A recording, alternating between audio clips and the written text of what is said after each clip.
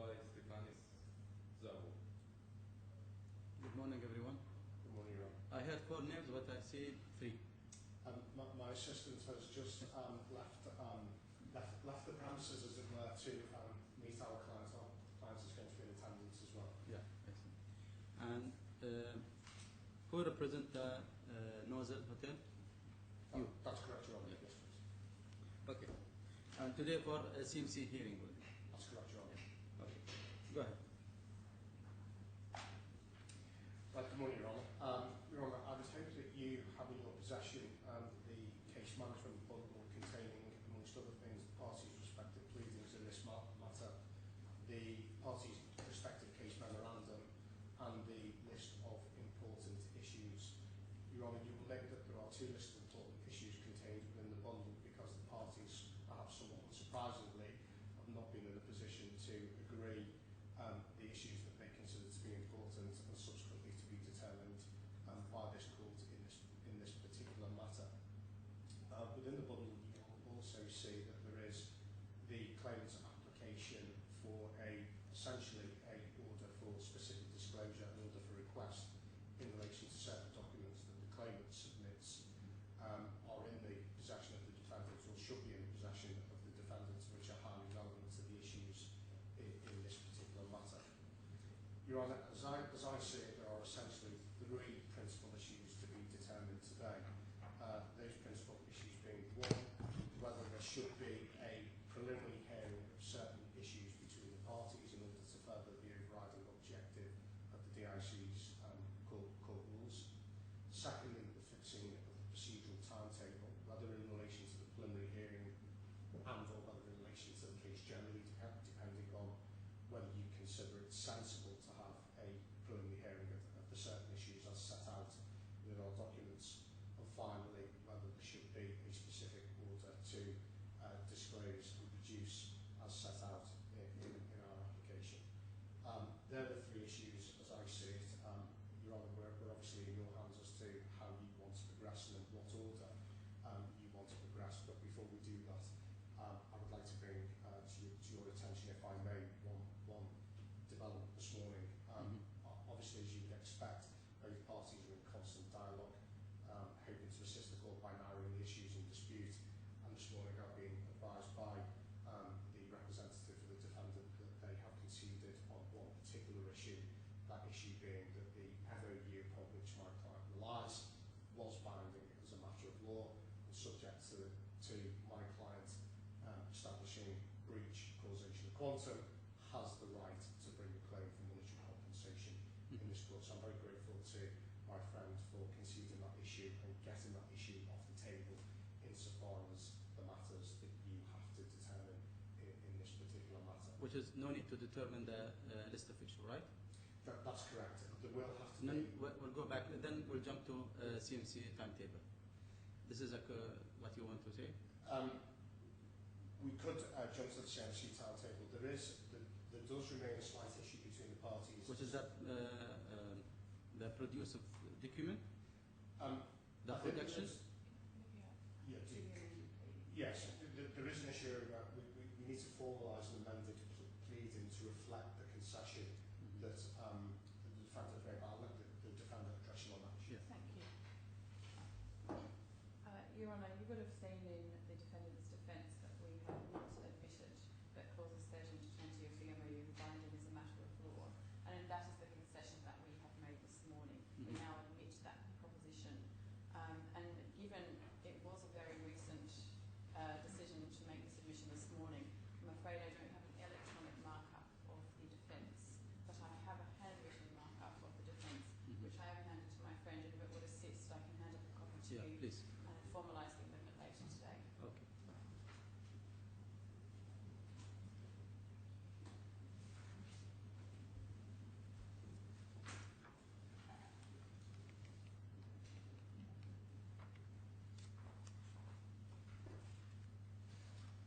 Shall I consider this as the defense, right?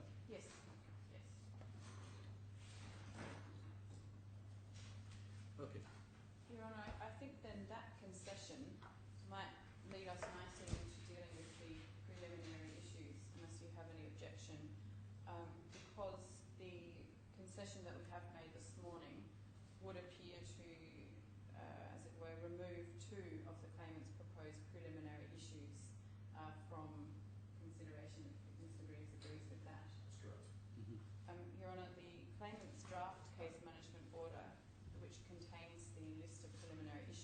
file on page 128. Yeah, I have it The before. bundle. Yeah. So issues A and B Yes, sir. are removed by virtue of the defendant's admission this morning. Okay. You remove A and B, and C is remaining. Well, C and D over the page have been proposed by the claimant to be determined on a preliminary basis, and the defendant does not accept that those issues are appropriate for a determination on a preliminary basis. And I can deal with that now if you like. Yeah, go ahead. Okay, so issue C, Now, A and B is gone. gone. So that leaves us with C. The defendant has breached clauses 13, 14 and or 16 of the MOU. And over the page, D, the defendant's breach or breaches of clauses 13, 14 and or 16 of the MOU prevented the claimant from complying with its obligations pursuant to clause 19 of the MOU. Those are two issues that we don't accept are appropriate for determination on a preliminary basis. And the reason is this. We start with issue C. It's not in dispute between the parties that the defendant has breached clause 16 of the MOU. That was admitted by the defendant in the defence. And it's therefore our position that determining breach of clause 16 in the preliminary issue is simply not required, it's admitted.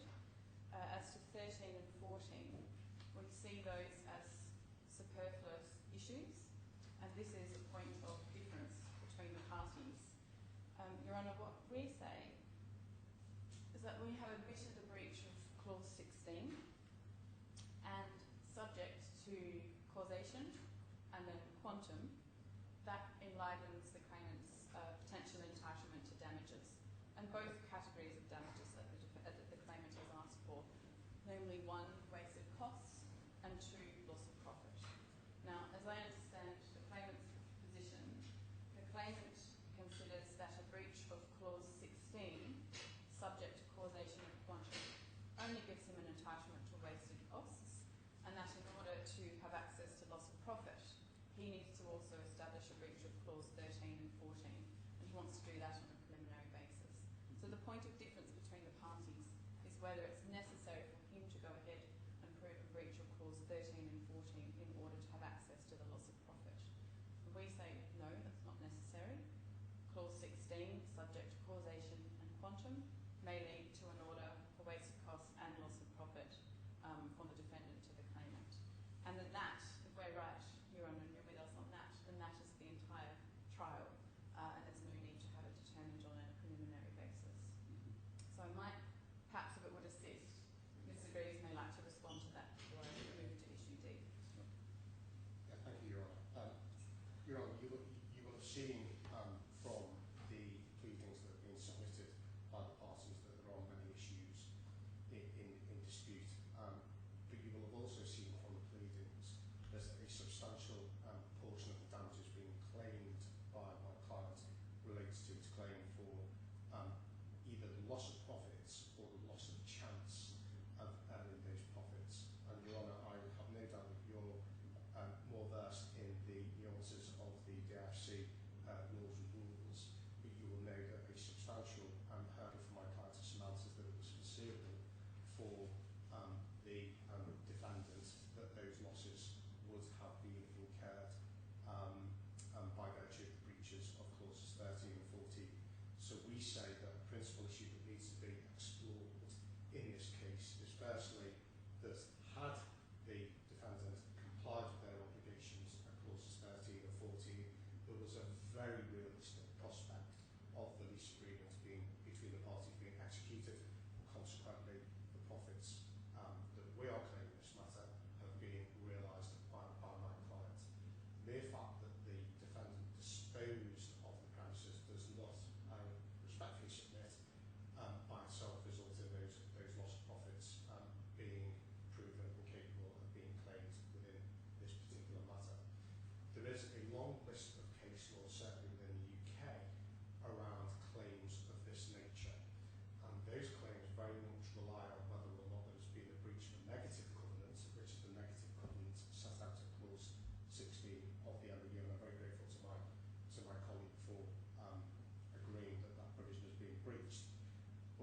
I say brings sharply into focus the concept of loss of profits, and there is a real issue between the parties as to whether or not loss of profits is recoverable in this matter.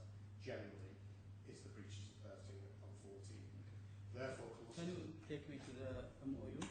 I certainly can. The MOU, do you have the particulars of claim in front of you, Your Honour? Will be page. It's page 163, the particulars of claim. It should be at tab 4, Your Honour. Actually, I have only one bundle. Your Honour, would it be helpful if I passed up the particulars of claim for you with the MOU? That'd be helpful? Yeah. Just I want to see, because the particular claim is before me, and there is a two-type MOU.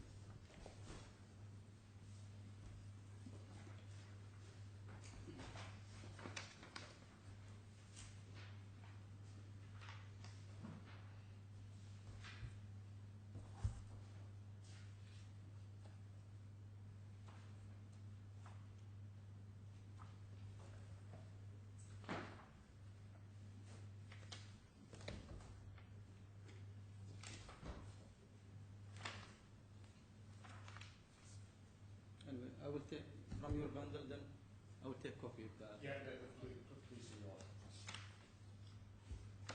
I'm talking about the Article 13. If you look at clause 13b, Your Honour, in particular, it says each of the parties shall, during the validity period, use all commercial and reasonable efforts to take or cause to be taken all actions and to do or cause to be done all things necessary, proper or advisable under the applicable laws and regulations to consummate and make effective the transaction. So that is a positive obligation. They shall do all things necessary to consummate and make effective the transaction. To support that, clause 14 placed the landlord under a very positive obligation to provide my client with certain documents and information relating to the use of the premises and the proposed use of the premises. Both of those are very positive obligations, which I say, and which my client says, that if they'd been complied with, would have enabled our client to effect the transaction and enter into the lease agreement. Clause 13b is also relevant to the issue of the defendant's defence as to whether or not they had an unfettered discretion not to enter into the lease agreement. Because what the defendant will argue is that clause, I think it was 18 of the MOU, gave their clients the right not to execute the lease agreement, and consequently those loss of profits would never have been incurred. What I say is that wasn't an unfettered right. That right has to be read in conjunction with clause 13 and indeed the history of this matter and the other provisions of the MOU. And what you will see is that the DIFC board has a discretion as the executive officers of the defendant to do all things necessary to consummate the transaction and not negotiate with other parties in relation to the premises.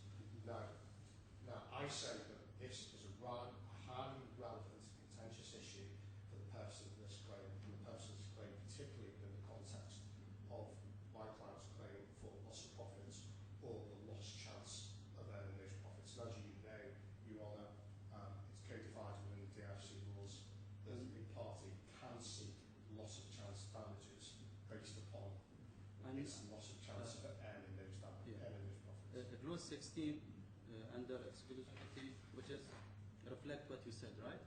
This is what you want to say?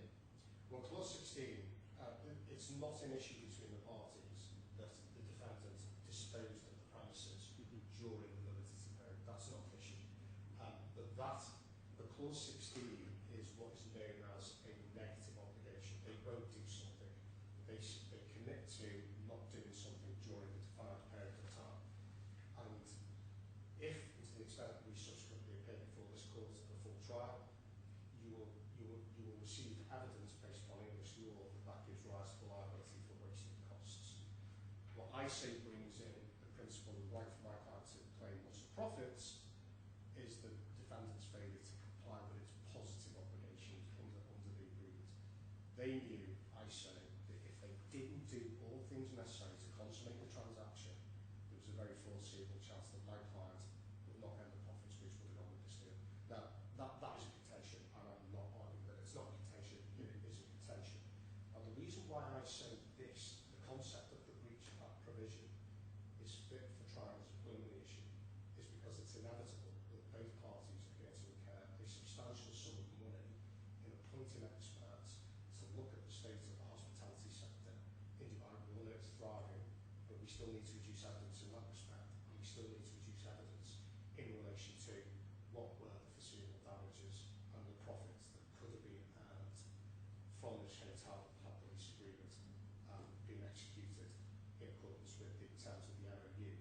Now, quite frankly and honestly speaking, my client doesn't want to go through the whole process of engaging experts to look at these issues, pay them if we can't persuade you that they would breach that provision, and the respondent within its particulars, within its defence, denies that it's breached 13 and 14. So if I can't persuade you in relation that there's been a breach of 13 and 14, it is very probable that my client's claim for loss of profits will disappear. So I say it makes sensible as a preliminary issue to deal with that in the first instance, because it could potentially result in a significant portion of this claim and the cost and the time that goes with that being disposed of very quickly. So I think that it's actually in the court's interest, it's in both parties' interests to deal with that issue on a preliminary basis. And that's the intention between us. Now, point D. Point D. Your Honour, I think I would actually be happy to withdraw point D. So if we left it to just point C. Okay, we left point C. Yes. Then, my decision will be in regard preliminary issue on point C after the CMC table, and could be built on paper, and we should issue an order in regard. Pardon me, I didn't hear that. I'm going to deal with the CMC timetable. Yes. Then I'll go back to my office and read the whole correspondence and the MOU. Then I will give you my decision in regard the point C. Thank you, Your Honour. Thank you. Okay, then as a claimant, let's start to deal with the CMC timetable by we're dealing with the production of documents. And I see that from the both parties, yes, you agreed that the production of document will be on December, 14th of December.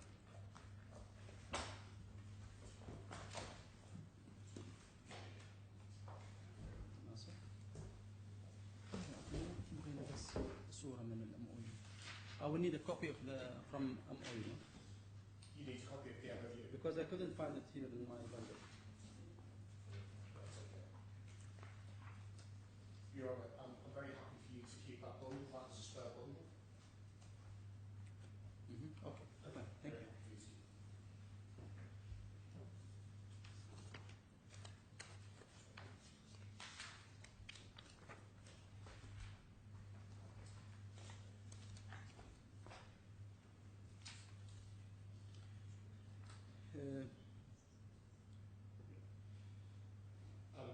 Your Honour, there is a slight issue, and both myself and my friend are more than happy to clarify you. I do wonder whether or not it may be sensible for you to go and consider point C now, maybe have an adjournment. For So the, because based on the witness, expert witness, you mean you're going to call them or not? No. The narrow issue that we say should be dealt with at C is the narrow principle of whether they have breached clause 13 and 14. My argument is that if we can establish that the respondent has breached articles 13 and 14, we then go on to dealing with, do we need to call experts in relation to quantum, etc., etc. So I wonder whether or not it's sensible for you to make a ruling firstly on whether there should be a preliminary hearing, because if there is a preliminary hearing in relation to that issue, then it probably makes more sense to put in place directions to deal with that preliminary hearing as opposed to the case generally. So It's makes sense for me. Okay, so it makes sense.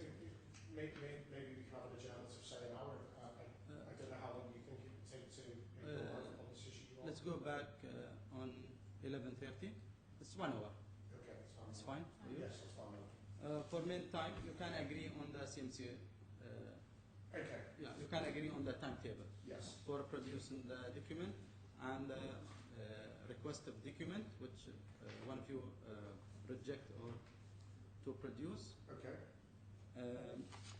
And the other points and the hearing date will be much better if you agree on May, I think. You are requesting for May, the hearing time. I think, feel free to correct me if I'm wrong, I think the principle of the directions that we need are more or less agreed. If you're going to go to put in place a procedural timetable for the full hearing, I think we're agreed on the timetable. I think we're more or less agreed on the timetables required. There may be one issue around which things, but we will go away. We'll try and agree dates for you. Great. If it helps, we'll have a discussion around the timetable that may be needed for a trial of the